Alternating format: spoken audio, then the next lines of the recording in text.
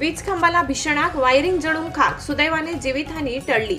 येवला शहरातील राणा प्रताप पुतळ्याजवळील वीज मंडळाच्या खांबाला मंगळवारी शॉर्ट सर्किटमुळे भीषण आग लागली। या खांबावर विविध इंटरनेट सेवा पुरवठादारांच्या वायरिंगचे मोठे जाळे असल्याने आगीने रौद्र रूप धारण केले। संपूर्ण वायरिंग जळून खाक झाली असून सुदैवाने कोणतीही जीवितहानी झाली नाही। शॉर्ट सर्किटचा भडका इतका तीव्र होता की तो दुरूनच दिसून येत होता। घटनेची माहिती मिळताच परिसरातील नागरिकांनी तात्काळ येवला नगरपालिकेच्या अग्निशमन दलाशी संपर्क साधला। अल्पावधीतच पालिकेचे अग्निशमन वाहन घटनास्थळी दाखल झाले आणि आगीवर नियंत्रण मिळवण्यात यश आले।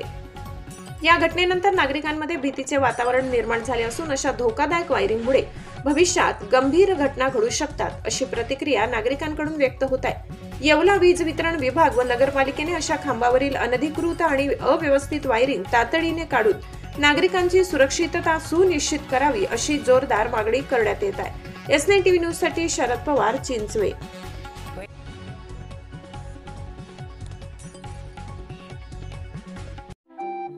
आपल्या चॅनलला नक्की सबस्क्राइब करा, बेल आयकॉन दाबायला विसरू नका।